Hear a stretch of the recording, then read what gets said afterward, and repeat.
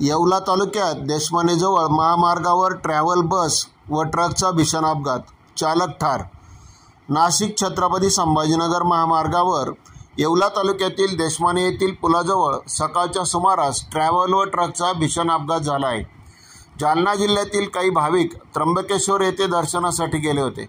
परतीच्या प्रवासामध्ये नाशिक छत्रपती संभाजीनगर महामार्गावर येवल्याच्या दिशेने जात असलेली ट्रॅव्हल बस देशमानेजवळ ट्रकचा व ट्रॅव्हलचा भीषण अपघात झाला। या अपघातात ट्रॅव्हल बस ही रस्त्याच्या कडेला शेतामध्ये घुसली। या अपघातात 7 प्रवासी जखमी झाल्याची माहिती मिळत आहे।